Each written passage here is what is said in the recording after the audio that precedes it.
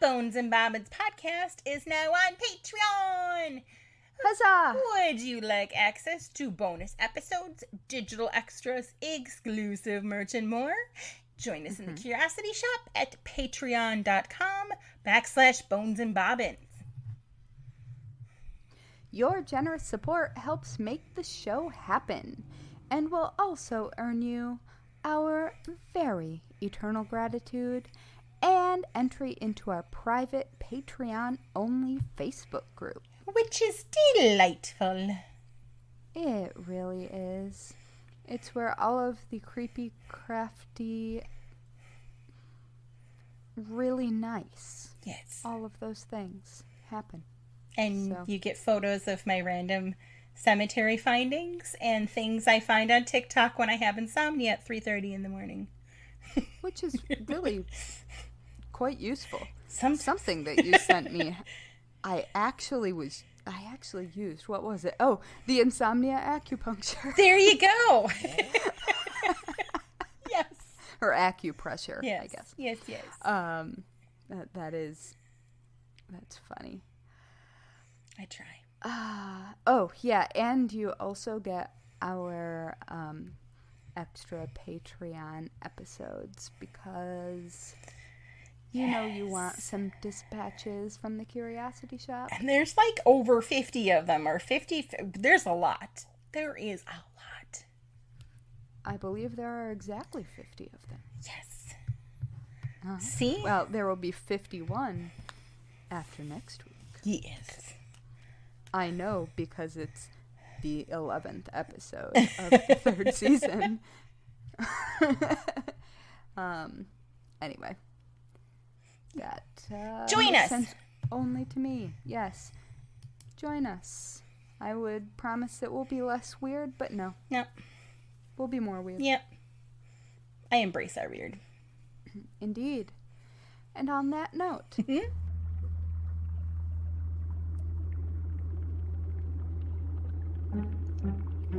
in a dusty old shop on a forgotten old street, you'll find two witches with books 3 boxes deep.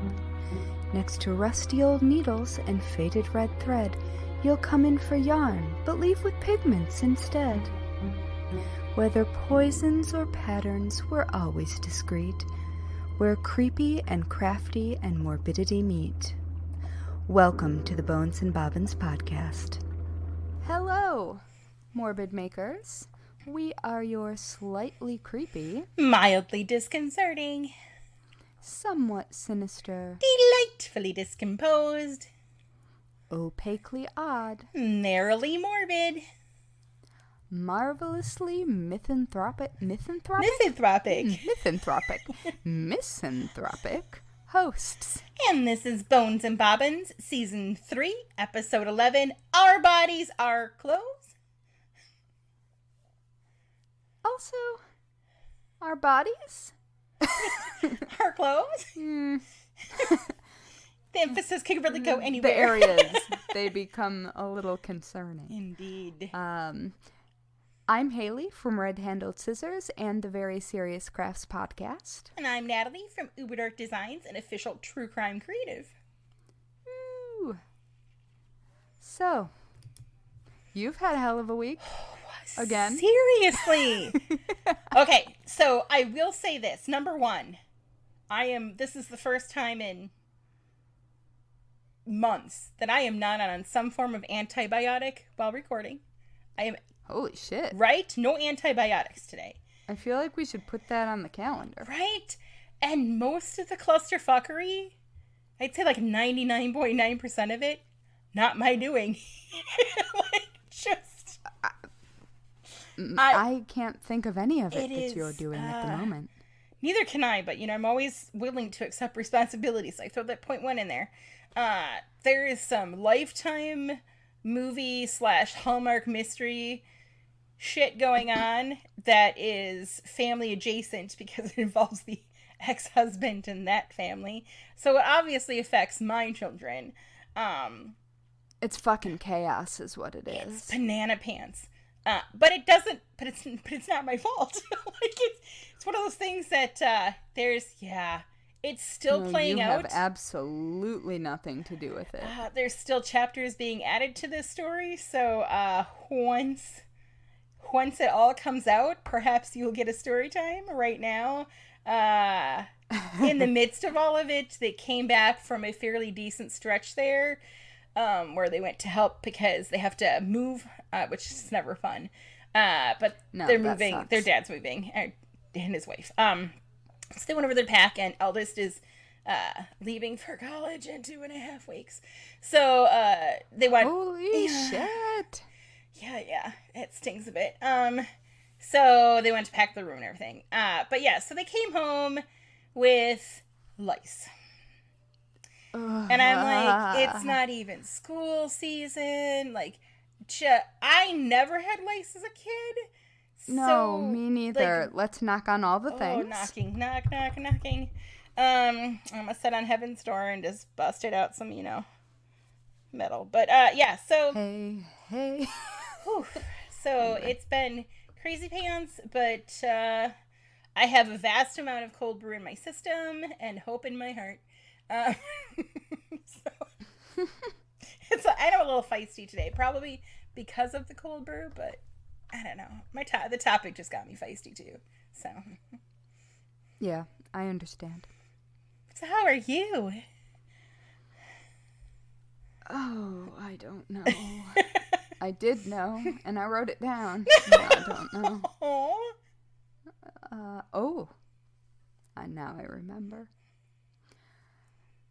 All right, so first, a small personal victory. Yes. I finally drove my car. Yay! Which, for those of you listening who, I don't even know if I've ever talked about this. I don't like to drive. It's not a thing. Like, I wasn't a 16-year-old itching to get keys. I learned how to drive because my police officer dad wanted me to be able to drive. Yeah. And specifically drive a stick shift so I could get out of any situation. Indeed. You also spent fine. the vast majority of the last how long in Brooklyn where nobody drives. Yeah, well, see, I grew up in Michigan, and that was only driving everywhere. And then Brooklyn, which was no driving anywhere. Yeah, there's no middle ground in there. Yeah, and I spent about equal amounts of time in both places. So anyway, I've been not driving our new car, largely because there just hasn't been any reason for me to go anywhere by myself. But I finally did this week. Yay! And it was fine. So proud of you. That's a big thing. Thank you. Yeah, it's one thing off the list. Still an anxiety, but at least I've done the thing. Right. But now I have a funny anecdote for you. I love a funny. I believe I sent you a text of this happening. Probably. A photographic text, I believe. An MMS, if you will. Okay, so in the wake of the Roe decision, I was really mad, obviously, as we all were. Yes. And I went shopping for t-shirts, as one does. T-shirts that, generally speaking, donate a portion or all of the proceeds to funding abortion. Yes. And so I bought this t-shirt that says, my body, my choice. And my body, my choice, those words are curved and it's separated into two parts to look like breasts. And, like, including nipple. And so I put this shirt on for the first time and realized that either the person who designed this is very optimistic. Or the grading for the sizing of the pattern on different size shirts. Just the math wasn't done. The math wasn't mathing. No. I mean, it's pretty clear that they did not design the shirt to be my size. They probably designed it to be a medium or a large originally, which I think would have translated into the breasts on the shirt being in breast position. But instead,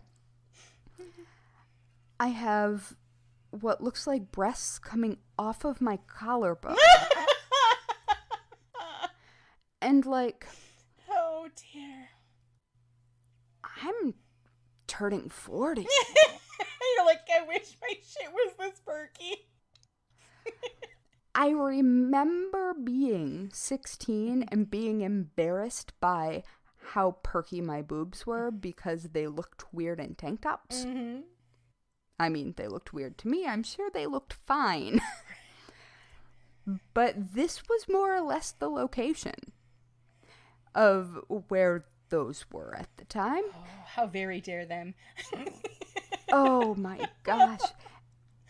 And so, like, this design is like full set of boobs, and then directly below it is my actual set of boobs.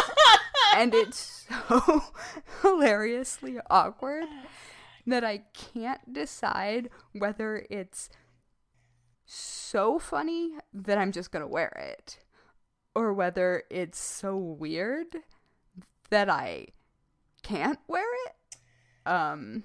And if it like were it gets relegated to pajamas. If it were I would absolutely wear it because it's gonna draw more attention, and therefore, you know.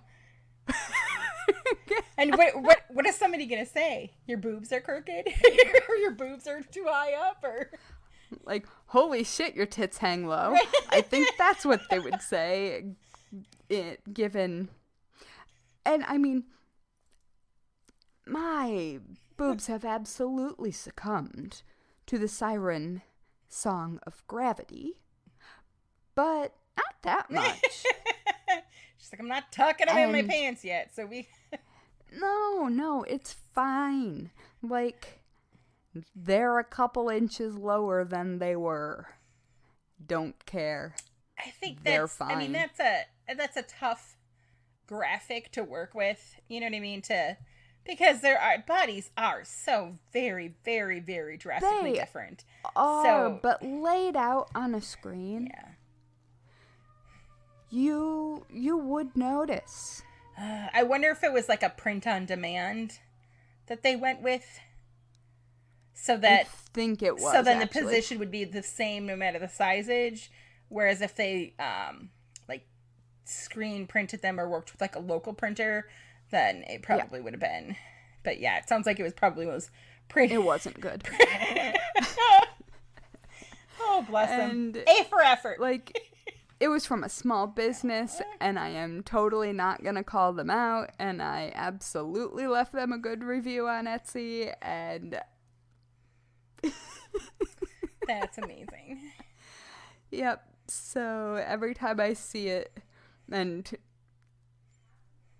Well, I think I will share this photo with the patrons, so if you want to see the ridiculousness, you might have to join Patreon because, listen, that's not going on Maine.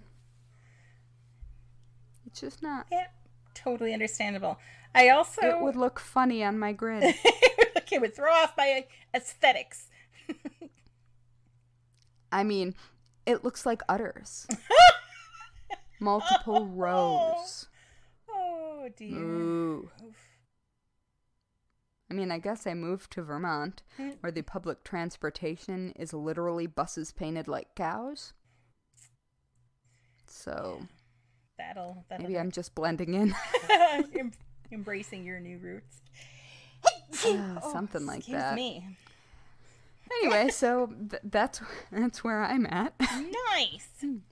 And I've almost managed to fully lift blood from marble. That's amazing. So, yes. You can add that to, that's a very helpful skill for a variety of reasons, really.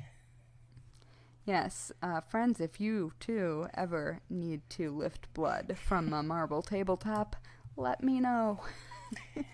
Yes. Such is the life of living in a Victorian, furnished with Victorian items. Indeed, indeed. Yeah, so hey, why don't we take a little quick break right now to thank all of our fantastic Curiosity Shop members over on Patreon. yes, please. If you want a totally normal and not at all creepy, but probably most likely awkward, welcome shout out on an episode, join us today and you'll have it right about here. It's true. Right here. Right here, right now. Like, right now. Yes. Okay. Anyway, to all of our current Curiosity Shop members, Yes. we love you. So much. And you're the best. The best. And we would totally go explore hidden old graveyards in the woods with you. And now I know where some are. Yes. And I would wear that t-shirt. That's how much I love you guys. I would have a whole set of udders that help fund abortions just to hang out with you. I'll send you that t-shirt. I'll probably be able to fit like what a arm in it and that's it. I mean, not that literal t-shirt. I mean, I will send you a t-shirt and we can see if maybe the placement makes a little more sense. Listen, all I'm saying is even Barbie could never. Could never. Actually, one of my friends is the voice of Barbie. Good times. Yeah, I'm gonna let that just ride. So yeah, speaking of boobs and Barbie, who's a fashion icon. Yeah. Do you want to go? Do you want to go first? Do you want to talk boobs or pants first? I'll tell you about some boobs. Boobs are great. Let's go with boobs. May as well, since we're on the subject. Indeed. Look at that. Right, it's a good segue in there, and you didn't even realize it. I truly did not mean to make that segue, but I guess I had boobs on the brain, so I thought when I started researching this that I was going to talk about the history of showing and or not showing different parts of one's breasts in fashion. And I thought that was going to be a relatively straightforward thing. Obviously, I did not think that through because obviously with, hundreds, thousands even of cultures in the world and throughout history, yeah.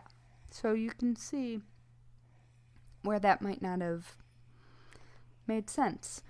So I am going to do a relatively quick run through of the history of boobs in fashion, and I'm going to hit as many of standout interesting facts in different cultures that I came across.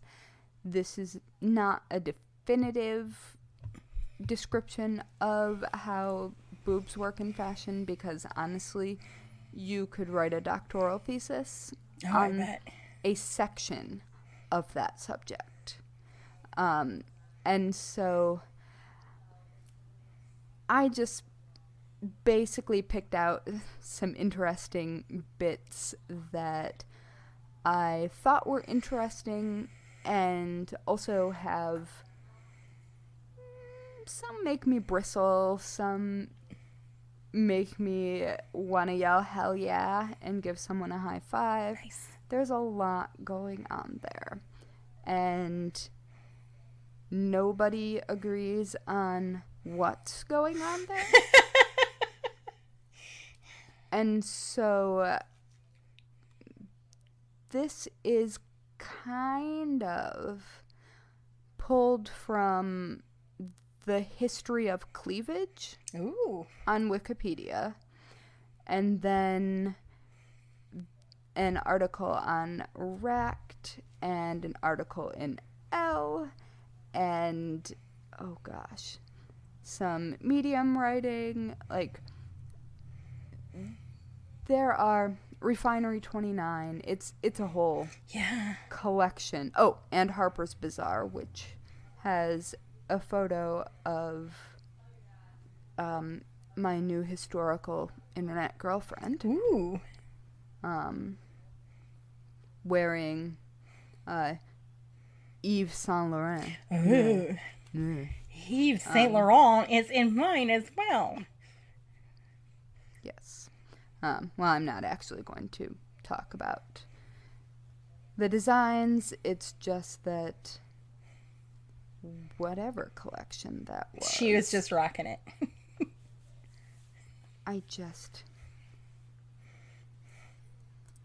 It's a little steamy. Nice. I appreciate her silhouette. Nice. Anyway, moving along from being a dirty old man. Fashion loves boobs. Boobs are good. It just does. Until it doesn't. Yeah. And then it does again. And then it really doesn't. And then it thinks maybe. And then, oh, absolutely not. And then again, maybe under boob this time. So, under boob is fascinating to me and also frightens me a bit.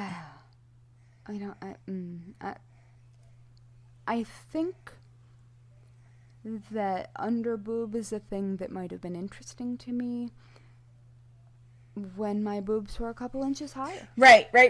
That's, yeah, exactly. Because now I'm like, oof. That's trusting a lot on a little bit of fabric. I mean, that is what fashion tape is for. True. Or just showing your nipples. Whatever. Right. Anyway, speaking of, as you know, it has been 95 to 97 degrees in Vermont, which is unusual and also not my favorite. And I live in a beautiful Victorian mansion that is in proper style of the period, absolutely not air conditioned in any way. Fun. So I've been spending a lot of time like cleaning and moving things and basically being a gross sweaty monster. Kind of I don't know, think Elmo in a rainstorm. That's how I feel. Till you hit that gross. pool. My hair's kind of weird. I don't even know. I cut my bangs because they were just in my face and I was mad. Like, it's a whole thing. And so the point of that is sweaty bras are the devil's own undergarment. Yes. I can think of nothing that I find more uncomfortable, except maybe wet socks. Ew. Yeah. Than sweaty bras. Yeah. Even, or trying to put one on fresh out of the shower. Like, oh, God. That's not fun either. It's the worst. Yeah. No. And so I have, because it's been very hot, and I have been taking off a lot of clothes and putting swimsuits on and swapping back and forth. There has been a lot of dressing and undressing while damp. And my sensory stuff hates it. Eldest has some serious sensory stuff along the same lines. Yep. And so I've found myself saying, fuck it, more often than not, and just not wearing a bra, because no bra dries a lot faster than wet bra. Yeah. And why not? I mean, that's just true. Unless I'm wearing an actual mesh undergarment, it's gonna be more comfortable with nothing. Right. And it's because summer. I mean, yeah, it's gonna be sweaty, but it's gonna be passing sweaty. Anyway, now it might be my age and the fact that I currently give way fewer fucks than I have ever given in my life. Yes. But I really just can't be bothered to wrangle the ladies into anything resembling a foundation garment, even when leaving the house at this point. It's very just valid. not happening. Yeah. And because, like, when it's that hot, all putting a bra on does is generate laundry. Yeah. Because once a bra is wet, I'm going to put it back on. No. In the next round of clothing swaps. So then I'm going to get a dry one that's going to be wet in 5 minutes. Like, no. It's a never-ending cycle. Yeah. Yeah. So I don't want more laundry. I don't need more laundry. I'm not folding or putting away the laundry I have. Yeah. Because depression. So I've been going titty commando. Titty commando. Yeah. And you have to, like, do a little shoulder shake when you say it. Titty commando. Yes. Like that of pride with the chin up. Yes. Yes. Yes. Chin up. Shoulders back. Chin up, Titty tits commando. up. Actually, I have a shirt that says that. Chin up, tits up? Uh-huh. Nice. I do. And that print is across the bust. Anyway, I'm pretty sure that some of the shirts that I've been wearing are probably sheer enough that you can see my nipples. I don't actually know because I haven't been looking in the mirror because I don't care. They're no different. And I'm hot. Right, and they're no and different like, than fuck you. fucking men's like, nipples. Not you. Exactly. They're allowed to just like, hang out. They're just chilling. Seriously. And I have found that either as a product of living in very, very hippie liberal rural Vermont, or just because maybe you can't actually see through my shirts, I have no idea. The general public hasn't noticed, or I have not noticed them noticing, which is just as good. I don't really care. There you go. As long I don't have to deal with it. It ceases to be my problem if I'm not noticing. Either way, I win. Exactly.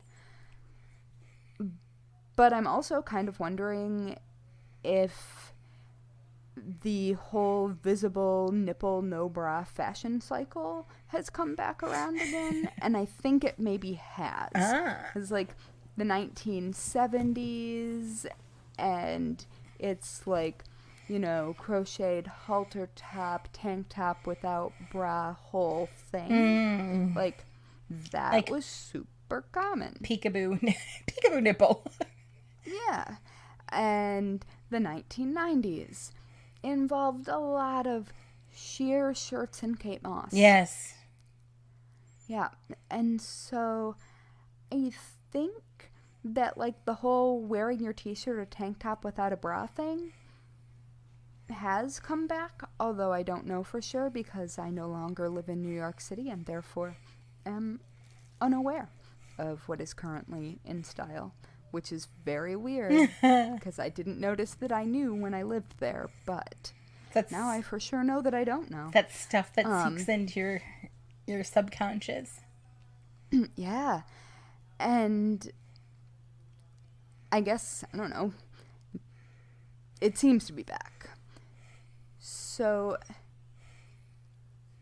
I feel pretty good about that. There you go. Especially because I don't fucking care what anybody else thinks.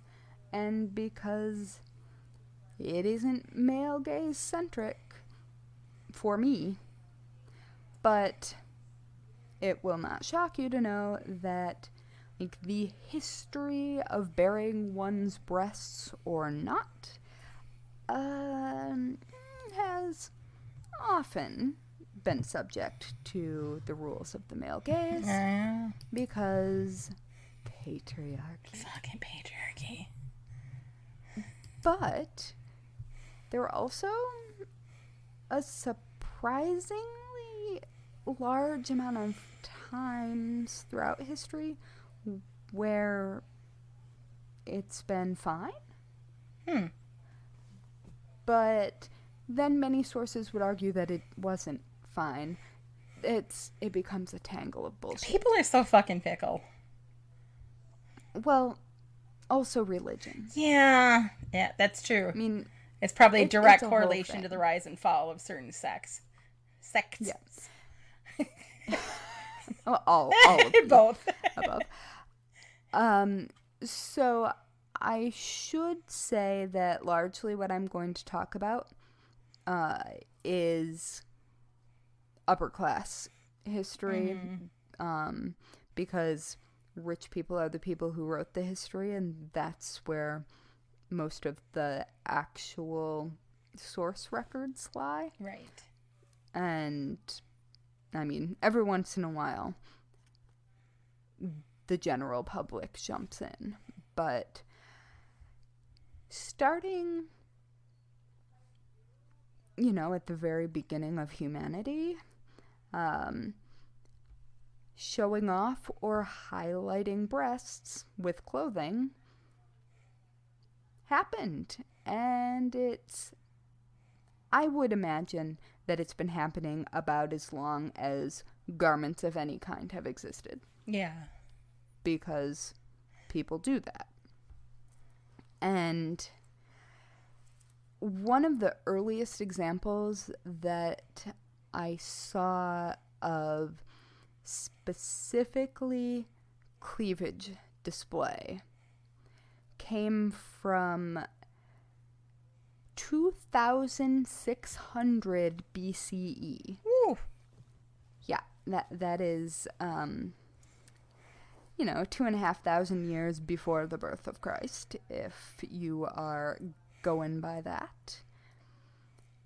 There's an Egyptian statue of Princess Nofret wearing a top with red carpet level plunge and a statement necklace. And in that statue, her nipples are prominent. Nice. Like, right there. And this is obviously a princess who is a respected figure in society. And so it's pretty clear to me that at least at that point, that was an acceptable way to dress. Yeah. Which, I mean, it makes sense in the aspect of, essentially, although this may, upset quite a few, boobs exist to, genetically to nurture an offspring should you choose to have one. So, they're basically utilitarian. So, if you're, being able to whip one out. I don't think this was a utilitarian display of them. Right, but I'm just saying that if you need to whip it out to feed something or whatever, like, it's not, I don't think shame was brought into it then. You know what I mean? It's something that's used to feed. Religion brought shame. Right. So it had not been. And yeah, and you may be right. That may be straight up practicality. That neckline. I have no idea. Well, I'm just saying that nips being shown would not be scandalous at that point in time because, they're whipped out to feed a kid, and I'm guessing, I mean, it's not like they had like breastfeeding rooms back then. It's just, you whipped it out. It was a part that was seen more often than not, I'm guessing. Yeah. So in 1600s and 1500s BCE-ish, oh hello, Minoan corset style tops with optional covered or uncovered breasts. Ooh. You know those Minoan fertility boobs. snake statues? Oh, yeah. Yeah. Nice. Well, turns out that's kind of accurate. Okay. Actually. Yep. So, you too can be a fertility goddess. Nice. Yep. And ancient Greek women had pendant necklaces that were specifically made to hang between cleavage. And they also sometimes wore breast bands that were basically ancient push-up bras. Ooh.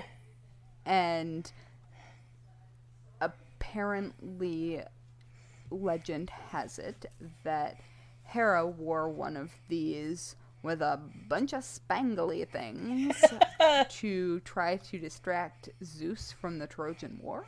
I mean, boobs are a good distraction. I mean, especially if they're Spangled. bespangled. That's fancy boobs. Tassels. Yeah. So, but even though those ancient sort of enhancements existed, Greco-Roman women also had a history of wearing breast bands that would minimize busts. And these breast bands were often linen or woolen strips that were stretched across breasts and fastened in the back. I mean, think like bandeau bikini. Okay. And sometimes, for presumably high impact purposes, leather Ooh. would have been used to compress especially large busts. Going into battle. And For going into battle, I'm guessing. well, at the time, there wasn't much difference necessarily between male and female coded clothing. Like it should And be. so, Like it should be. I mean, or not, if you don't want it to be. No, I mean, it shouldn't be coded, is what I meant. Like, clothing should be genderless. Sure. But anyway, so I'm unclear if that was a silhouette choice or a practicality choice. Although I do know that there's a mosaic of Roman women wearing these bands and playing sports. Nice. And they look like they're playing beach volleyball in bikinis. I'm not even kidding. That's delightful. And I will drop a link in the show notes. But, like, for all intents and purposes, they're exactly what I could buy today. That's awesome. I mean, obviously not made of swim fabric. No, I guess if they were woolen, they may have been stretchy. I don't really know. But they absolutely did wear them to get their boobs out of the way. Nice. Yeah. And I'm not sure, because I don't know this time of history particularly well, if the compression also would have been related to battle, but a breastband that was leather certainly would have also been protective. That's what I was thinking, So yeah, I'm not sure. Someone who has researched that particular area of history, do enlighten me if you would like to. Yes, let us know. Yeah. So in the 2nd century BCE, a rabbi decided, for reasons that remain unclear to me, because I have not studied deeply this particular time in Judaism because dissertation. But he decided that women should have a hand's width of space between their breasts. Specifically. But whose hand? And why? Presumably his. Oh, okay. He was like, come forth, I will check all the breasts. Yeah, anything wider was considered like a birth defect. Wow. That's odd. What? Yeah, it's very strange. I don't know. I don't think they were supposed to show that cleavage, though. But I'm not sure. It wasn't clear. I'm calling shenanigans. Yeah. But at the time, there was also mention of perfumed nipples in Ooh. Rome. Which sounds kind of itchy. Yeah. I mean, but unless also, you're using like a perfume balm. Oh, yeah. I mean, it could be enfleurage. Yes, exactly. Yeah. Anyway. The next stop on the boob tour, on the boob bus, as it were, medieval pre-Islamic Middle East. Okay. Like, vests cut to show off shoulders, necks, and the swell of, like, the full tops of breasts. Those were the fashion. And the poets, they wrote about it. Ooh. So, we know that was, in fact, the thing. And so that's certainly interesting. And meanwhile, in the 7th to 9th century BCE, Tang women in China started unbuttoning their collars, and bountiful cleavage became the fashion of the time. Good for them. And it had never before been a thing, apparently. Wow. I mean, I feel like maybe it has been, but at least... Still good on them. Yeah. And again, most of these are probably to attract men. But some of them seem like they are just women being like, yeah, motherfucker, I'm unbuttoning this. Yes. And what you gonna do about it? The answer is nothing. Or burn me. I love how there's no middle ground. There, no. In the 10th and 11th centuries, many women in India started covering their cleavage and wearing veils, probably because colonizers. Fucking colonizers. But at that time, Italy was having a hot post-plague girl summer. And they were letting their ladies get a bit more air. Nice. Those Botticelli women. Nice and curvy. All right. So, Christians, not shockingly, ruined the party. Fucking always. And I mean, frankly, Judaism and Islam also ruined the party by pretending that breasts didn't exist. Or if they did, they were shameful. Oh my god. Or if they weren't shameful, they were meant to be feeding and only feeding. And oh boy, it goes from there. And then, though, the 15th century French court was like, nah, bitch. And lowered those necklines and tightened those bodices. Bless the French. Yeah. And apparently, now, I can't really picture this, and I want to see an example in action. It was suggested that, like, boob-teasing slits were cut in dresses to, you know, give you a little peek. Ooh. And also breast-shaping construction appeared in clothing at that time. Now, and this is the French court, so this yes. I don't imagine was particularly widespread, but maybe. The peekaboo slits just remind me of Gautier. Yeah. Well, and but the breast shaping construction I find particularly interesting because it had a specific goal, and it was to point your nipples to the sky. Ooh, boy. I mean, not literally. No, but you could, like, rest your chin on your tits. I mean, it was literally to shape the shape of the breast. It's like what, like bullet brows we're doing.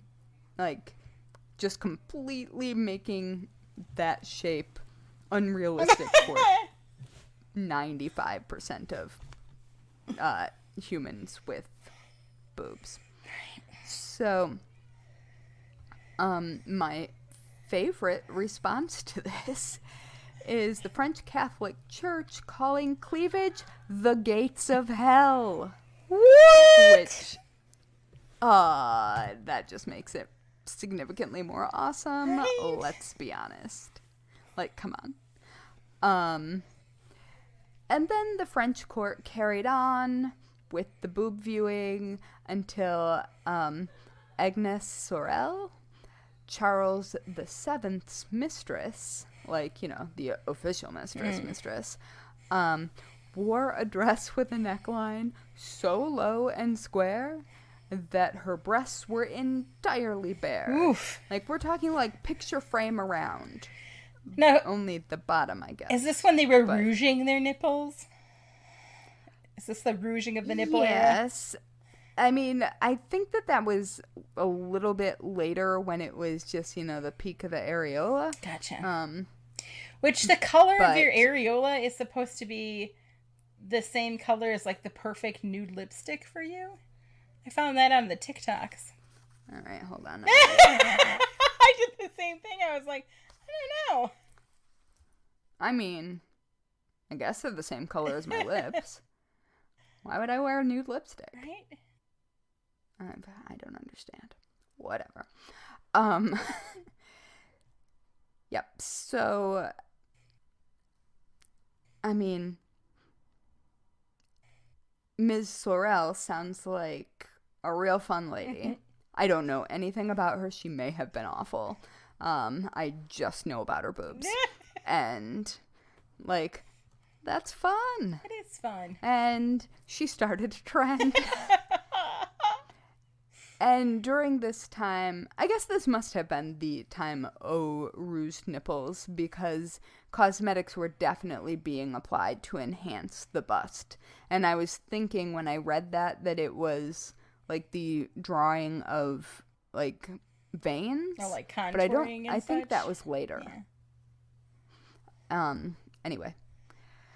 So that's fun. You know, rich people in Europe continued to show varying degrees of breast and nipple through Victorian times, even when, like, ankles or shoulders were scandalous. Right? I mean, whatever. In 16th century, in Turkey, they okayed cleavage for respectable women. But specifically forbade prostitutes from showing any. But alright. Okay. Because it was a motherly quality, you see. Oh. Mm-hmm. I mean, prostitutes can have kids too. Yep. And women in parts of India were also known to wear very sheer tops and dramatic cleavage and even breast jewelry. Ooh. So there are paintings of this. Yes.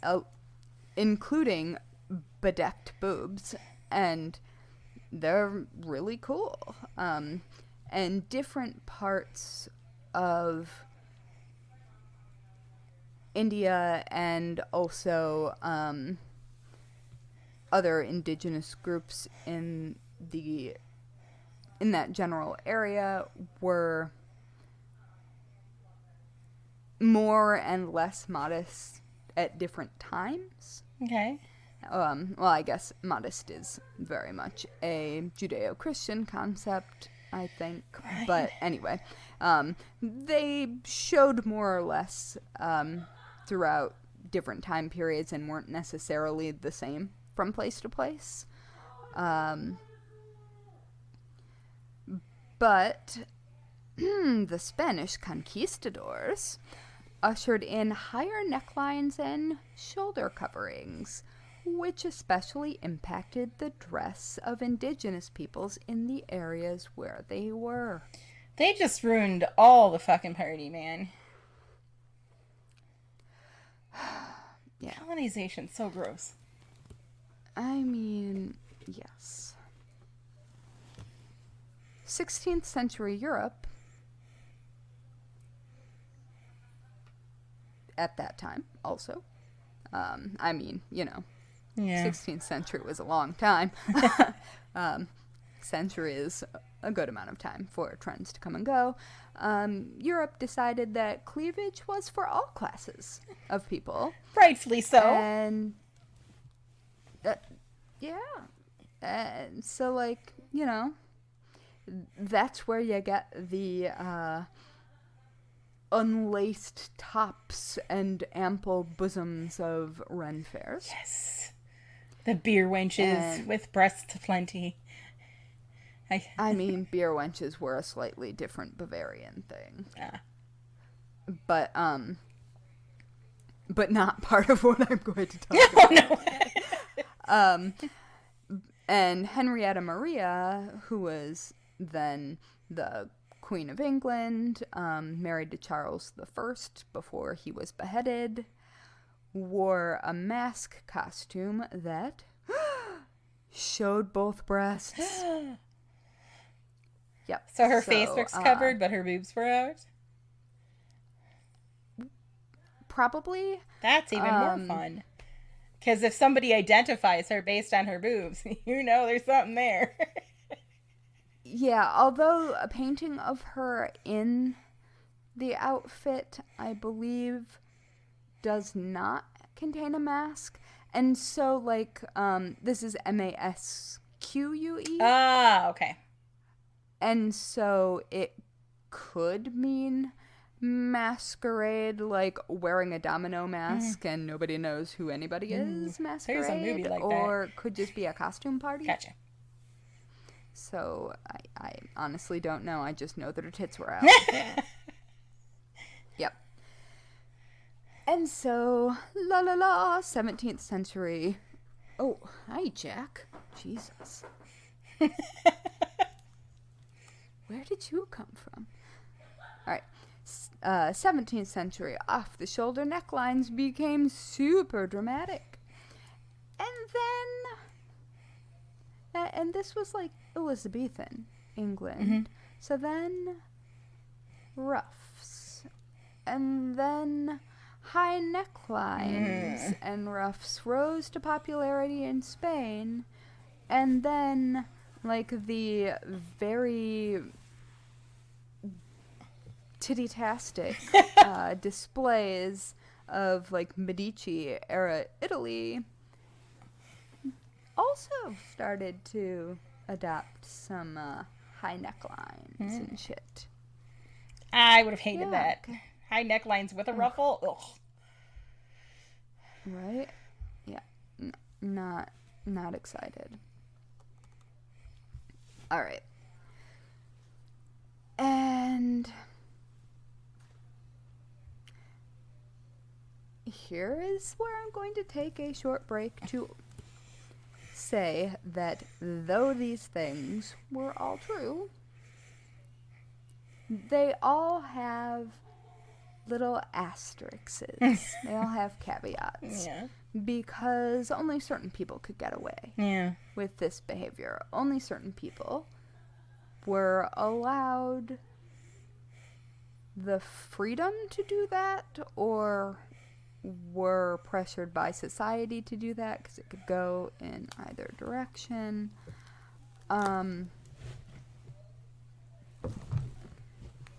So, I mean, it can go it can go either way, and especially in parts of England where we've got Catholic and Protestant rising and falling, and necklines rising and falling, and naughtiness rising and falling, and crackdowns, and all of the things, plagues, like all of those things weighed in as to whether or not you could see some nip. I mean, it is all, it's kind of like today, where on many of the current runways, you can see full breasts, you can see transparent shirts, and sometimes you see that, like, it wouldn't be unusual to see that when I lived in New York. But it also wouldn't be common. Yeah. It wouldn't cause a scene, but very few people could afford the outfits that made that look classy. Gotcha. Yep. And so now, like, if I were reporting back on 21st century, I could say necklines down to your navel. I could say nipple tassels. I could say an awful lot of things. Underboob is pretty big. Are true. Underboob is pretty big. Yeah, underboob. And, like, bikini tops that do not fit. Yeah. Which just seem uncomfortable to me, but also I am not trying to look a certain way. So if I were trying to look a certain way, I don't mean a certain way in the derogatory sense. Right. I just mean, like, if that were the look I'm going for, a particular outfit, I probably wouldn't, well, I wouldn't care that it was kind of a pain in the ass. But, or, well, pain in the boob? Ass. Yeah. But, I mean, it's kind of like, it's very difficult to generalize, and there's still only a handful of people who can actually do any of that. Yes.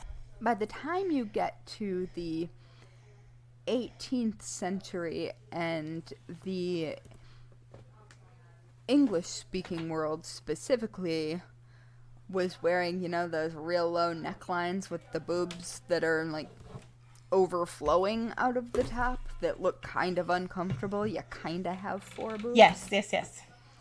Yeah. So that was happening in the English-speaking world and France.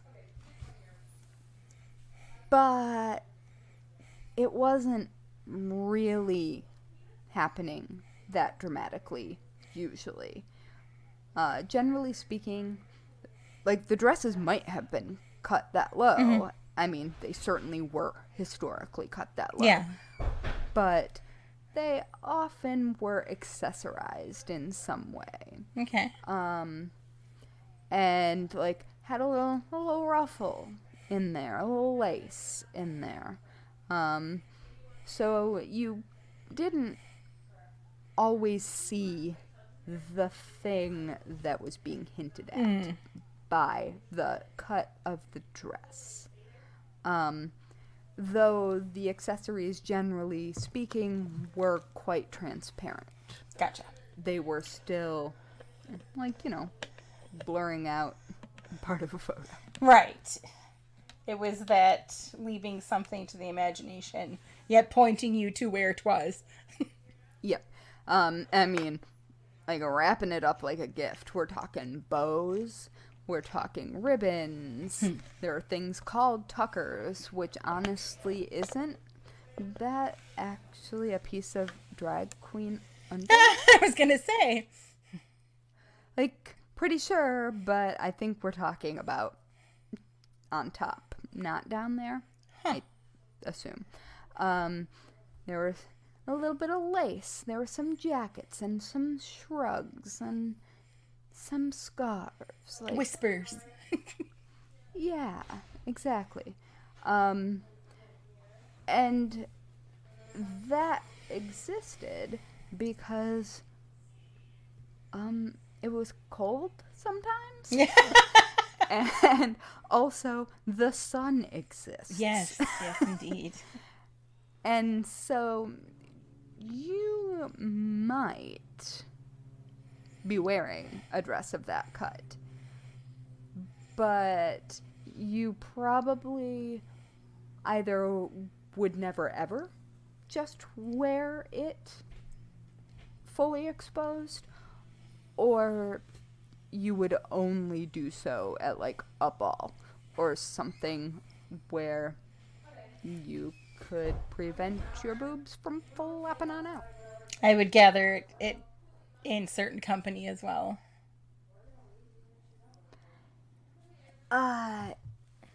Yes. So this was especially important, like to have things stuffed in there Yeah. when you were bending over. Oh, absolutely. So like it was literally keeping them in place. So I think of it as, like tucking a towel under my boobs when I don't want it to fall down. Yeah. Yeah.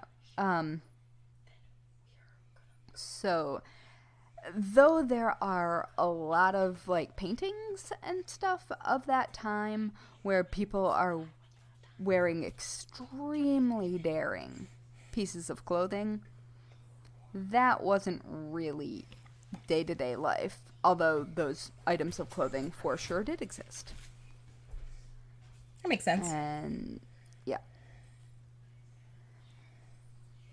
And so of course, when women were like, nah, I'm not gonna wear all those things tucked in, then people complained. And by people, I mean men. Of course. I'm sure they also complained when they couldn't see that titty. So, whatever. But whatever. So then, of course, this century would move on to telling polite women to not unmask their beauty. Ugh.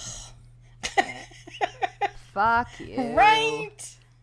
And also compared women to, quote, common prostitutes, if they did. But also, this was very much a time of the day kind of thing. You could wear low open necks in the evening, but daytime, that shit was buttoned up. Right, like you're not going to pick your kids up from daycare in a plunging neck. You know what I mean? That makes... I don't think you're picking your kids up from daycare at all if you're wearing any of this. I'm just saying that, that makes sense that there's different looks for different times of day and occasion. You weren't having the nanny bring your children down to the drawing room to have tea. But what's kind of funny to me is that little girls, generally speaking, wore the same styles. What? So when you see, like, I've absolutely seen paintings of children with, like, absurdly low necklines from that time period. And then, like, that doesn't make me feel comfy at all. But it wasn't sexualized. It was just that they just want to dress like mom. At the time, were dressed like tiny adults. Yeah. Oh, they were treated like tiny adults, too. I mean, that makes sense. And so the clothing was just what their parents were wearing, but in miniature. Yeah. And so... yeah. So that was going on until, French Revolution. All of that was going on. And then breasts. Breast for the public. So many breasts. You get a breast, and you get a breast. Everybody gets a breast. Everyone gets a breast. The point is that you cannot win with breasts. Ever. True. You cannot win with the size. You cannot win with showing them or not showing them. You cannot win with shape. You cannot win with cleavage. You cannot win with lack of cleavage. Although, interestingly, I did find that at least as fashion is concerned, smaller breasts have been considered sexually attractive more frequently and for longer periods of time in the West, which is interesting and makes me think of, like, 90s heroin chic. Yeah. But I think that is because you were rich enough to be skinny. Yeah. If that makes sense, which doesn't, but also Does. Yeah.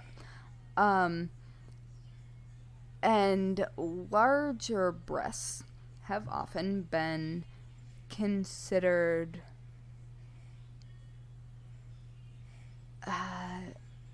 more utilitarian, I guess. I never understood the theory that if you had large breasts, you were dumb. Like, there was a big period of time that was a thing, like probably the 50s and 60s. I don't know, before I was born, but it just... Oh, yeah, like the bimbo Right, idea. like, dude, they're boobs. It's not like, especially then, at that point in time, it's not like you control them all that much in terms of size, you know? Yeah. Well, this article in Racked mentions a bit of where I think that probably came from, which is biologists creating racism and racist standards that are connected to class. Nope. Yep. That makes sense. The Eurocentric beauty ethnicity standard. And so, fuck yeah. I assume that though what we think of as the classic dumb blonde with big boobs, I think that where that came from was very much this gross scientific, in quotes, racism. Yep. No, that actually, oh God, that makes sense. And I hate that it does. Ugh. Yeah. We have arrived. We have arrived to cantilevered dresses. Ooh. Also known as empire waists, empire waists, any number of pronunciations for when your skirt goes all the way floofy until it gets to your boobs and then it's tight. So. Indeed. Oh, God, I look bad in those dresses. Like, truly, it looks like a dress is eating me. My wedding dress was that, and I ended up buying a roll of super wide red ribbon and just wrapped it around myself to give me a There you go. You're like, look, I have a body. Yeah. And then I looked significantly less like my dress was eating me. But, so, yeah, you know what you think of, like the whole, like, Bronte sisters era. Bridgerton. Yeah, Bridgerton. Exposed shoulders and boobs. Flowy dress. But also a good way to hide a pregnancy. Mm-hmm. Except for the fabrics were a little bit transparent. That's true. A little bit. They were. A little bit light. A little bit layered. So, It's apparently, like the opposite of a corset. yeah. So they were basically considered kind of scandalous. Oh. Which is funny because, like, we've gone full just open window tit Right. Like, I can't. not that long ago. But, you know, whatever. Boobs as a fashion accessory throughout history. But then we get to...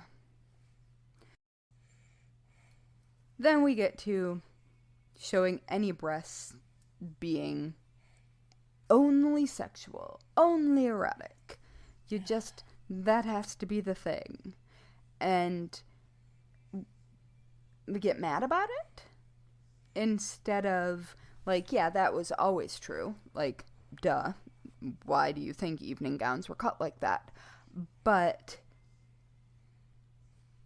now we get the male gaze being mad that anybody else can see titties. Which, well, becomes exactly what you think it is. And then, Victorian era. Yeah. Button, button, button, button, button, button. Yeah. That's me. Lock it all down. Who does not have a long neck. Can you... Oh, God. Nope. I don't think that Victorian necklines would actually fit around my neck. I don't think so. No, I'm pretty sure I'd just end up looking like a strangled ostrich. Oh, God, they just... Yeah. So uncomfortable. God, especially in the summer. Like, dude... Yeah, but the funny thing is that though we've got higher, like real high necklines in Victorian times, we also have that curvy silhouette, the tiny waist, the wasp waist sometimes, like fluffy butts. Like, and I mean, you definitely have extremely tailored, fitted, see all the curved silhouette. You're just not seeing any of the skin, which is interesting. It is. I mean, is that to avoid putting less makeup on? Because you get that white pancake shell. I don't... I mean, no, I think it was because dudes got mad. Dudes be getting mad over bullshit is pretty much all of history. Oh my God, one of the cats just opened the door behind me and ran through. Even the cats are sick of men's bullshit. Yeah. But, you know, I'm sorry that the church decided that you didn't get to see titties. Right? I'm sorry that the church decided that maybe you couldn't get married. I'm sorry that the church decided you couldn't be fucking. Like... Unless you're rich and white, because then you can always be doing all of those things. I mean, they were doing it anyway. They were just mad about it. Right. And if I can't do it, nobody can see it. Absolutely not. So, anyway, I mean, we kind of already did. Franny, calm it. We kind of already did the wandering through of current fashion. So, that's a basic look at boobs throughout history, dudes getting mad about it, and women basically not getting to be in charge of their own bodies because great. Yeah, thanks a fucking lot. Yep. Oof. Ooh, that was long. I'm sorry. Don't be sorry. So today I am going to talk about the history of women in pants. And by talk about it... women deciding. Right. And by talk about it, I mean I'm probably going to end up raging a little bit, and like everybody listening should too. Yeah, let's get mad about it. Seriously. So you may be thinking, well, everyone can wear pants. That's not an issue. Like now, that's not an issue, right? Bullshit. Have you Fucking seen hell. school uniform lists? Exactly. I was when I was doing my research, I found out that in March of 2019, a federal judge did strike down a rule at a North Carolina charter school that prohibited girls at the school from wearing pants. Mm-hmm. It instead required them to wear skirts, skirts, make it make sense, or jumpers. That's right. 3 girls ages 5, 10, and fucking 14 needed to literally take their school to court to be able to wear pants. Oh, in winter. Yeah, the decision was on a lawsuit filed back in 2016 by the American Civil Liberties Union, the ACLU of Northern Carolina, and then on behalf of these 3 young ladies, claiming the school's dress code. Right. Being the person who's like, nah, this is the hill I'm dying on. Right? And their whole reasoning was like, dude, it's cold in winter, and it makes me have to constantly pay attention to the positionings of my legs. Yeah. And so the charter school's whole argument was traditional values, blah, blah, blah, blah. But I would think that given the ridiculous fucking dress codes across this country that are aimed specifically at young women, pants would help with, distractions and stuff, because then they can't see the legs. Oh, but they can see the shape of the buttocks. Dude, it fucking pisses me off that this is still a thing, and that clothing is still gendered in any way is disgusting. So. I agree wholeheartedly, except for I really like darts placed where they need to be placed to fit a body shaped like mine. Right, but then I mean, that doesn't need to be gendered specifically to me, but it is helpful to at least know what kind of fit something is. Right. So, any hoozle, I'm gonna take you back. Once upon a time. Oh, no. And this is the thing, like, I went into this, it's funny, because our experiences are very parallel. I went into this thinking it was going to be pretty cut and dry, pretty quick, bang, bang, boom. And I was actually hoping to be able to, like, wrap it up with the story of one of my favorite freaking groups of women / girls. But I couldn't get to it, and because they deserve their own episode, and this is going to be much longer than I anticipated anyway. So I'm going to try to when you do that episode, I'm just going to sit here and fan myself the whole time. Right. Oh, God. I was... So There's one photo. I'm going to send you one photo. I'm like, hello. Oh, I know exactly the photo you're going to send me, and I agree. Whew. So, it's going to be quick, but I'm going to hit on a couple of big points. Yeah. So, historians believe that in ancient China, as early as the first millennium BCE, it was common for working class men and women to wear trousers or leggings, which makes sense. Yeah. In ancient Greece, painted pottery from the late 400 BC depicted badass warrior women also wearing pants. Fuck yeah. And probably leather bras. Right? Damn, Skippy. Now, the government of India in the 19th century commissioned a series of photographs to gather information about clothes, customs, trade, and religions of the different racial groups on the subcontinent. Mm-hmm. I would argue that India is the absolute most culturally diverse country out there. Yeah. So that makes a lot of sense to me. I mean, I think they do believe they have the most languages, they have the most religions, they have, other than here, but, we're not free, so whatever. So these photos showcased a number of Muslim, Sikh, and Hindu women all wearing salwar-style, like, pajama pants that were eventually adopted by Europeans during the lovely fucking colonization of the British East India Company rule in India, because we steal everything. Also, they remind me of this very specific pair of pants from Units that I loved. Remember R.I.P. Units? Remember Units store in, like, the mall? Oh, seriously? Yes. They need to bring back Units, because how amazing of an idea was that? Like, seriously. Yes. I mean, I kind of feel that way about Esprit, even though I wasn't. Oh, I loved I loved Esprit, the giant Esprit bags. But, like, yeah, well, didn't we all? I had a fanny pack. Ooh, I did not. I just had the big tote bag. If you're not aware of units, yeah, you walk in there and you could just pick these clothes. They were all made of like t-shirt material and they mixed and matched, and it was amazing. I put a link in the show notes of like a pre, but I wish it came back because you could literally mix and match everything. Things could be worn multiple ways. Multiples? Shit, there's a kids brand. Oh, Granimals? They're mix and match. It's similar, same era, not that. But I'll think of it. Continue.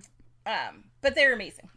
So in mid 1800s in America, women often at that time wore 15-pound skirts in the name of, modesty.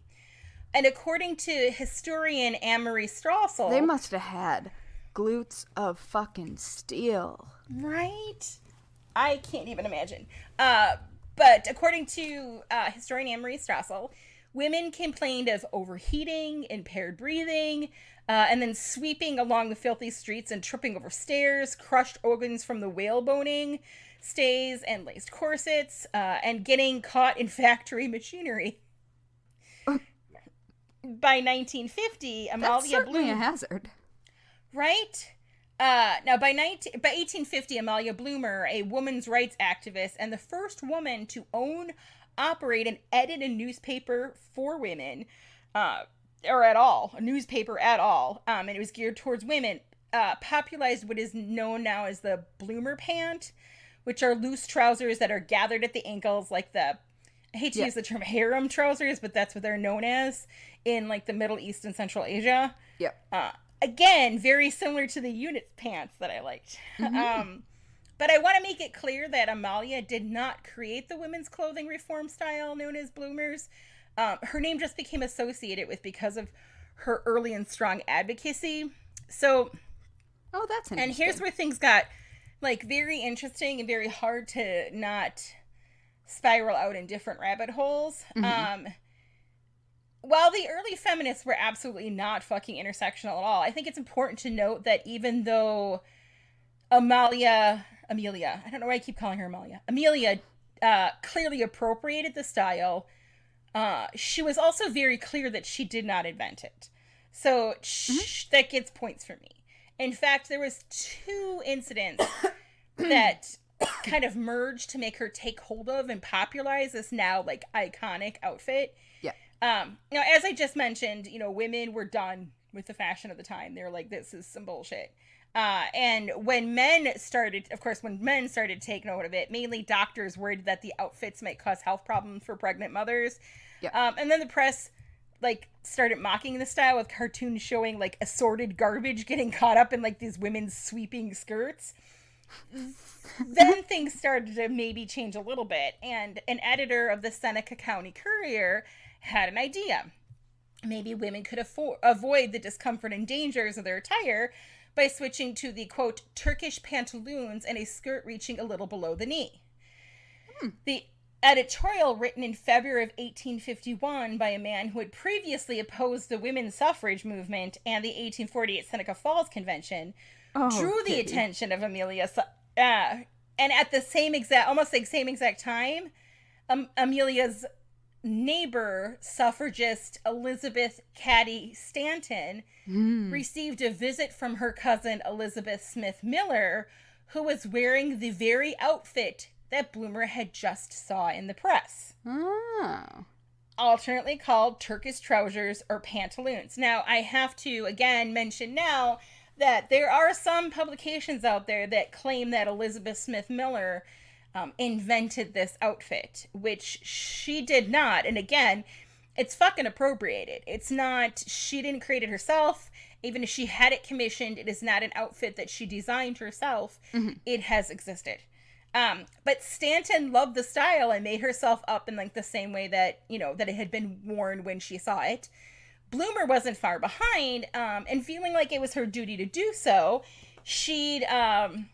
as she'd engaged in the question of women's dress already in the media and has been, arguing it, she announced her decision to her readers in the April 1851 edition of The Lily, which is her newspaper. She also used her paper to gently poke at the Seneca County Courier writer, for supporting dress reform, but not women's rights, which I fully support. It was the publishing of this and her photo in it that would launch a new fashion era.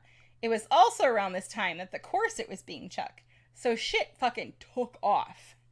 I stood amazed at the furor I had unwittingly caused, Bloomer later wrote. Some praised and some blamed. Some commented and some ridiculed and condemned. But what journalists had to say didn't really fucking matter to Bloomer's audience. No. After Bloomer included that print of herself in the reform dress and the lily, women wrote to her by the thousands asking for sewing patterns to make their own pantaloons. Hell yes. Soon after the dress controversy erupted, the lily's circulation... Now, you gotta remember, this is again like 1851. The lily's circulation rose from 500 per month, which is huge to begin with, to 4,000. That's mind-boggling when it's the first female-run newspaper. It's geared towards women, and at that time, I mean, that's huge. Wow. Plus, at that time, there's not, I mean, obviously, and again, it would be pointed toward the wealthier women, because those are the ones that could read. So, again, a lot of this is clearly pointed towards middle to upper class women. At the same token, they're the ones that actually created the fashions and stuff. So, soon with the explosion of interest, Bloomer's name was inextricably tied to the trend. And she, again, protested repeatedly that she was not the originator of the style. But it didn't matter. Adopters of the new look were bloomerites or practitioners of bloomerism or simply wearing bloomers. Like, there was no... Well. Right? But it wasn't like sunshine, roses, and pants everywhere for everyone suddenly, though. No. Many women who chose to wear this new style were, ridiculed and shamed by some society. And while the act of wearing pants wasn't necessarily illegal everywhere, some women faced major repercussions if spotted wearing them. According to Sarah Ida-Cavage, and I apologize should Sarah happen to listen to this and I have butchered her last name. I tried repeatedly to find a proper pronunciation and couldn't. But she is a fashion historian and instructor at Parsons School of Design and Pratt Institute.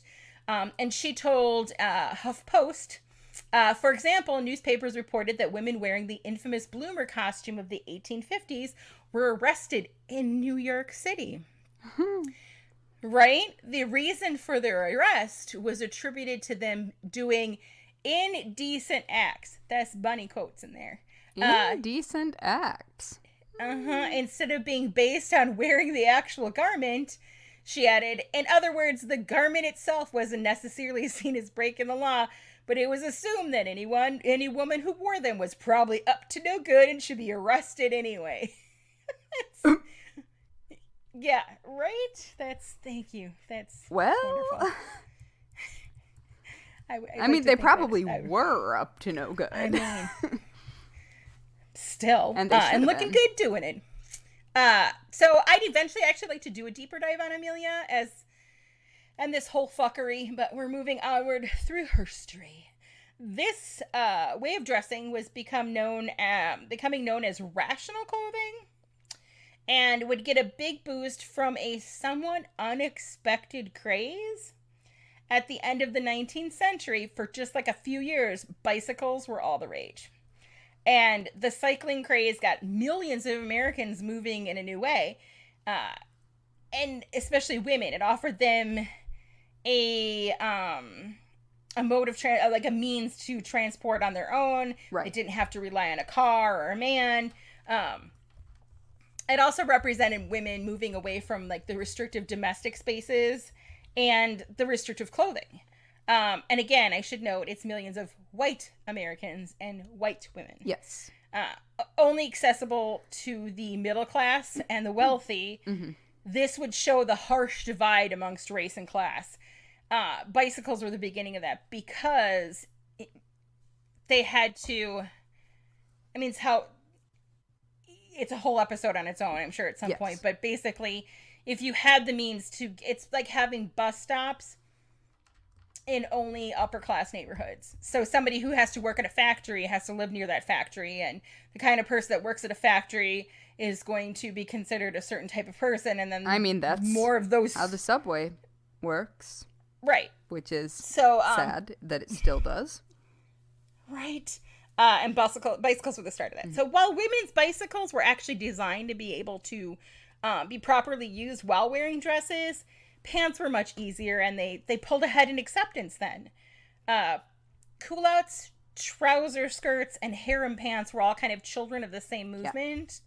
Yeah. And then in 1911, enter Paris couturier Paul Perret, and he introduced harem pants as part of his efforts to reinvent and liberate Western female fashion.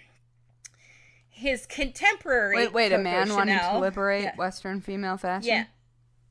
Yeah. He was also a fashion designer, so okay. He may have been a friend of Dorothy. I'm just saying. Still. Either way, we stand him for, right? Now, his contemporary Coco Chanel, often dressed in her boyfriend's suit herself. Coco sucks!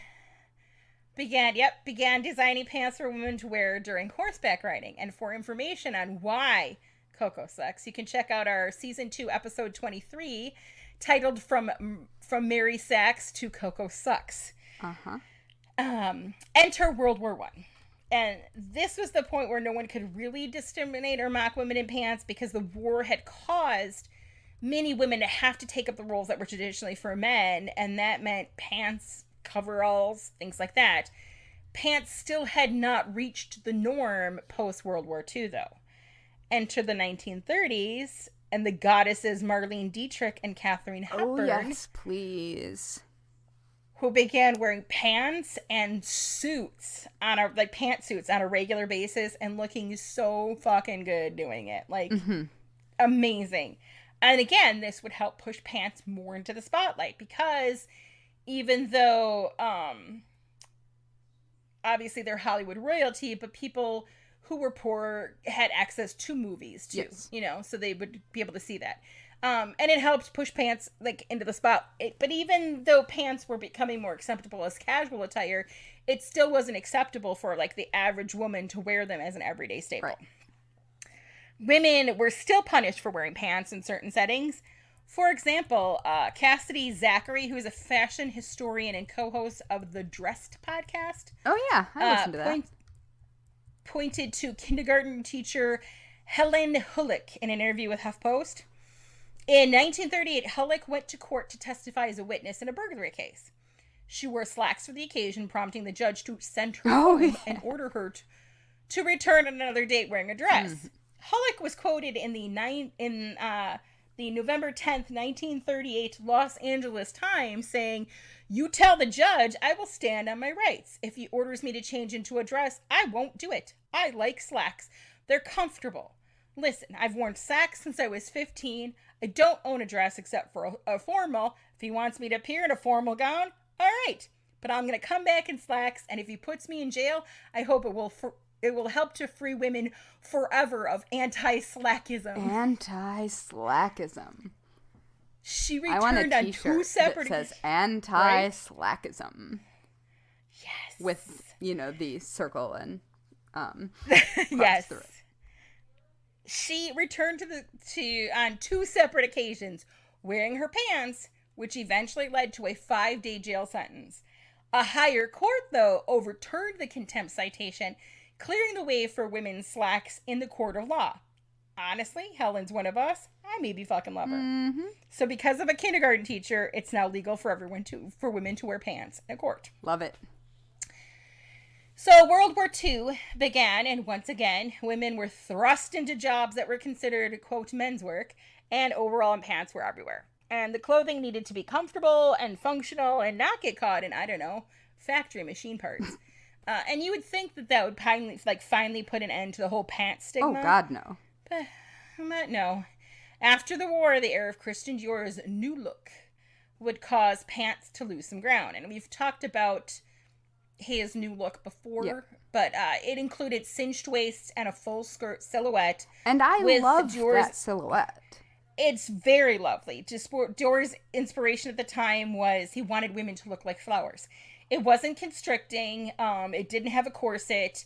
It was light and fun. And I think, after the hard times of the war, that it's what people felt they needed. And I'm fully behind it. Yeah. And many wealthy women embrace that look. And it had a place, but it also ended up setting pants back again. So while the new look was quite popular, though, but not everybody hopped on board, because you have to think of the time period, and people that could afford Dior and knockoffs even were of a certain financial and racial stature. And there were still people that had to be, fighting for their rights. And some people did protest the trend, believing that it represented a return back to the whole restrictive dressing for women. Now, it was the 1960s and 70s that would finally make pants being the norm stick. What was the difference this time? Now, for the first time in history, it wasn't affluent white women that was influencing fashion. It was now rebellious youth that were influencing fashion by the clothing that they wore. Ah, yes. Which brings me to the I am so itching to cover the Teddy Girls, which is the predecessor to the punk movement. I love them so much. And we will get to them. But they were in the 50s, right after World War II, fucking decked out in menswear. And, anywho, rebellious youth inspired and influenced high fashion. A new generation of British designers, such as Mary Quant, presented both miniskirts and pants on the runway, followed by Yves Saint Laurent, incorporating suits like Le Smoking Suit into his collections around this time. Now, pants are now wardrobe staples for all genders, worn in private and public spaces. With that being said, though, pants, especially pantsuits, still remain deeply connected to masculinity, which, again, is kind of bullshit that any clothing is being gendered, because I'm telling you, there is something about a woman in a tailored suit that Dear is God. fucking... Exactly. So I want to leave you with a modern story, or quip, more likely, of a pant-related rebellion. For Elle's annual Women in Hollywood celebration in 2018, Lady Gaga made the decision to wear an oversized Marc Jacobs suit, an act that was filled with self-empowerment. Quote, as a sexual assault survivor by someone in the entertainment industry, as a woman who is still not brave enough to say his name, as a woman who lives with chronic pain, as a woman who is conditioned at a very young age to listen to what men told me to do, I decided today I wanted to take the power back. Gaga told the crowd as she accepted an award. Today, I wear the pants. Fuck yeah, she does. Fuck yeah. And it's sad. It is so fucking sad that this... And there'd be more modern stories. You know why there's not more modern stories? Because of the fucking pandemic. And now everybody's fine with people wearing pants at home, because that's all we're doing is sitting at home. We're not going anywhere. But seriously, the fact that pants are still a point of contention is mind-boggling to me. Just mind-boggling. Yeah, I mean, it's also interesting to me, like, I can also argue that skirts are really fucking functional and really comfortable and a lot nicer in cool weather. Or, I mean, in warm weather and things like that. Right, and you get that breeze going on. That, like, men in skirts should absolutely happen when it makes sense to do that. Because they're comfy sometimes. Right. I mean, if they are comfy, they're comfy. Even if they're not comfy, just if they fucking want to wear it and be pretty in a skirt, in a dress. You know what I mean? Like, do it. It's... Seriously, like, nobody's saying pants are better. No. At all. It's the everything. It's down to the bare minimum right of what you put on your body. Yeah. Like, we can't... It's bad enough they're telling us what we can put in our body, keep in our body, take out of our body. Like, we can't even decide what we put on our body without being judged. Yeah, like, fuck that. And... Seriously, fuck everything. Also, I want to see fashion. Like, I'm on a roll now. I want to see fashion that fully is accessible. I'm talking about for people that require adaptive equipment like wheelchairs. I want to see shoes with people that people can put on easily if they can't bend or stretch, if they have orthotics, if they have, I mean, seriously, we have so many different able bodies, body sizes. Give me removable insoles. Why can't you just take what is called straight size fashion and make the same thing in a larger size? Why does everybody have to, why do bigger people have to wear something that's completely different in style and just hideous? Like, I don't understand. It's so, because people are being lazy and not figuring out how to grade actual same styles for bigger bodies. That's bullshit. It's total bullshit, because if you look at it, especially with women's clothing, go ahead, tell me what a size large is. Tell me what those dimensions are. There's no fucking real dimensions. We don't have real actual, you cannot go into, you should be able to go into any store and know that a size 6 is a size 6 is a size 6. Oh, if you go into a store to get a bottle, a half gallon of milk, a half gallon is a half gallon is a half gallon. Like, it's all the same measurement. But wouldn't it be beautiful to just be able to say, my husband doesn't worry that something isn't going to fit when he orders it. Right, because they have the measurements are right there. And I think that's another thing that was so brilliant about units, is that because of the material and the styling, like, it fit, like, one garment fit such a wide range of sizes. It was like you could put them together. The one size fits all beginning. And like you could, and it was pretty close. Put it together to, just, I don't understand why it's so fucking different. Like, why it's so difficult to, I don't know, allow people to just, I mean, like, clothing should be like a basic right. You know what I mean? You don't want people to be nude. Okay, well then why don't we make accessible clothing? I mean, I agree. I am on the other end of that scale, and I can't wear most straight size clothing because I am actually the average height probably of global women. Not European women, but I had a roommate my sophomore year of college, Lizbeth, who was 85 pounds soaking wet. She was from Puerto Rico, and she ate up a storm. She just had, that was her genetics and her metabolism. And one day she got in an argument we worked at the same place. She got in an argument because a girl that was complaining about not being able to find plus size clothing and looked at Lizbeth and made a cutting remark about how she has it so easy, and she, and maybe she should just go eat a sandwich. And Lizbeth lost it on her. She's like, do you know what it's like to have to shop in like young adult section? Or if I try to, and you can't find sexy clothing in young adults, at least you shouldn't be able to. And if I do find something sexy in like, a grown-up size, it doesn't fit me and I have to have that fucking tailored. And if you have any idea how much it costs to have something tailored, and some lingerie you can't have tailored. Like, she went on this huge tangent because she was studying fashion design for that very reason. And I was like, that's the thing, is that it's all sizes. That shouldn't just be, yes, it's very difficult for plus size people, but that's like more of the lane that I can relate to. But I know people that it's harder, and not only that, but we have all these women now who are choosing or having to have double mastectomies and not have reconstructive surgery. No. So, and that should be a viable option. Right. So they should have options of clothing that fit them. Like, I remember one of my first, I guess I was always cognizant of my body growing up. Because I matured at a younger age and I was very hourglass and had a larger chest. And I remember one of the first times I went into Victoria's Secret and I asked if they had like a 32 double D. Because that's my bra size. And the salesperson looked at me and said, "We don't cater to those with implants."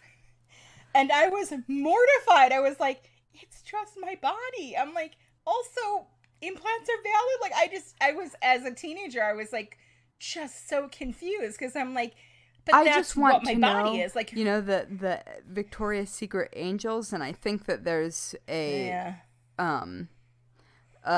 yes. new documentary out, and on I Hulu. Yep. have not watched it. I do not know anything about that. I'm going solely on what I remember from the catalogs during that time period.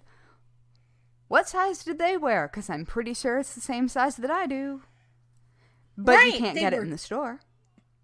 Right. It just, it Yeah. It shouldn't be so hard. It really should not be that difficult. No, it shouldn't be that hard. And, I mean, I will say, and I want to make it very clear, that someone in a thin body does have it easier, broadly, than someone who does not have a thin body.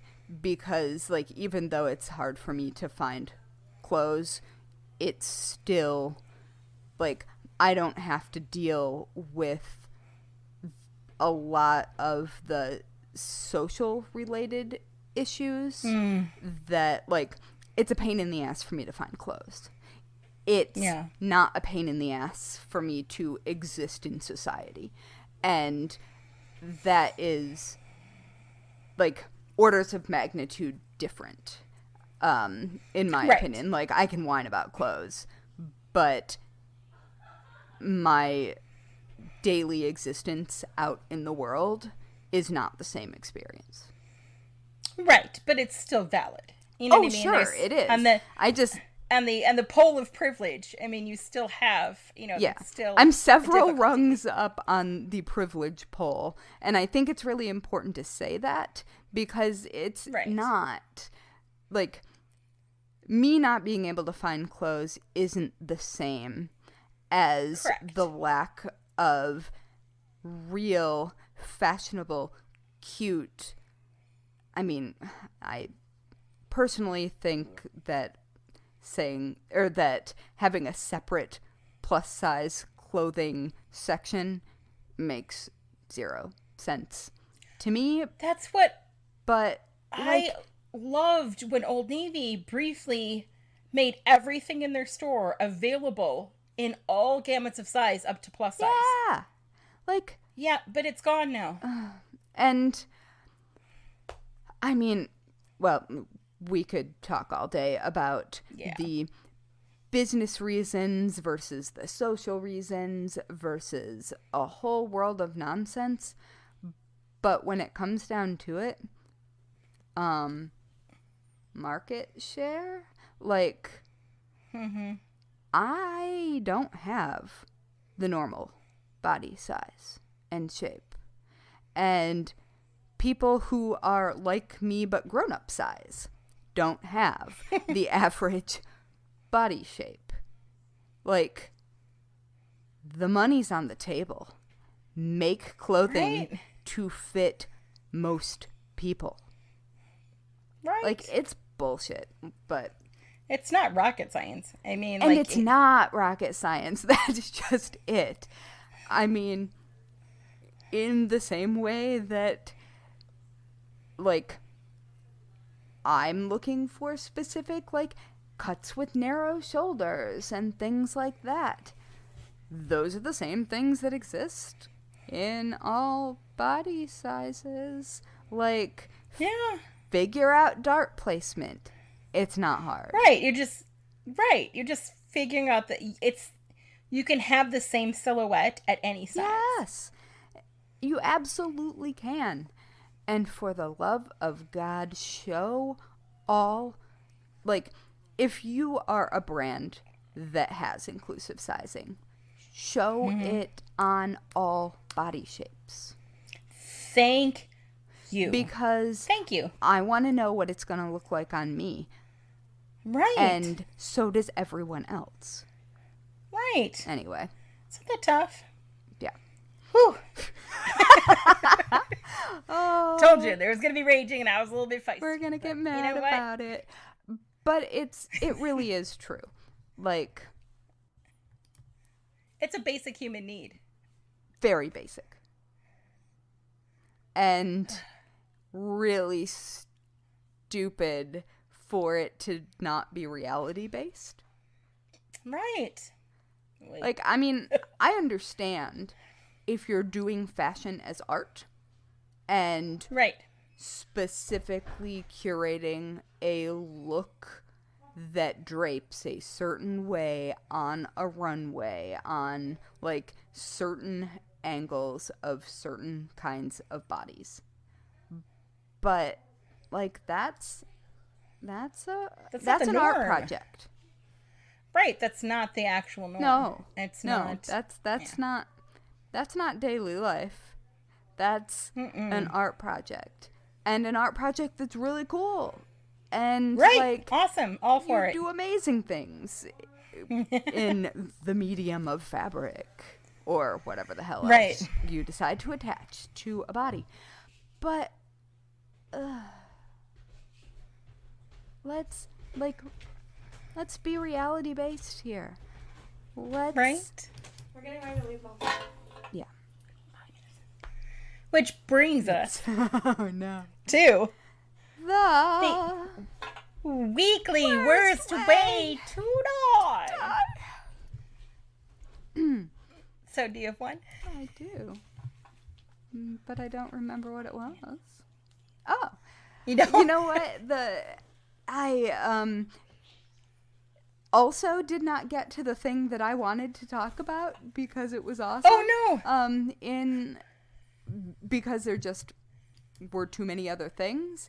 And it is a topless duel that I wanted or that I was going to go into, and maybe we'll pair Teddy Girls with the topless duos. Topless lady on lady duel. And but I thought would be either the best way to die or the worst way to die. Kind of unclear. Yep. For me, I have tripping on my long dress while trying to overthrow the patriarchy. Because, fuck the patriarchy. Skirts in machinery. Right? Terrifying. Horrifying. Anyway. So, yeah. So do you want to be spooky internet friends? I mean, after we finish yelling, you either really do or really don't. Right. Oh. You're either like, yeah, or oh, no. Mm-hmm. You can find us at Bones and Bobbins on all of the social medias, or you can just visit us at bonesandbobbins.com. And don't forget to rate and review this podcast because it pleases the internet gremlins, and that's how we show up in recommendations so the other morbid souls who are mad about everything can find us. Bring forth the morbid souls! Wow! And on that note, let us leave you with some advice that you should never forget. Lock your doors. And don't run with scissors. Unless you're going to go stab a designer that won't make an outfit in your size. Well, I mean, the designer. Or maybe not that. Not do that, but like. Maybe just the patriarchy. Unless they're producing the. Yes. Let's just go with the patriarchy. Running up the patriarchy. It's always the patriarchy. Always the fucking patriarchy. Oh my God. All right. Goodbye, friends. Bye. Each episode of the Bones and Bobbins podcast is written and researched by Haley Pierson-Cox and Natalie Hoyce. Our music was composed by Loyalty Freak Music. You can find us on Instagram, Twitter, and Facebook at Bones and Bobbins. Subscribe now on Apple Podcasts, follow us on Spotify, or check us out wherever you listen to your favorite podcasts so you won't miss a minute of our strange and creepy content.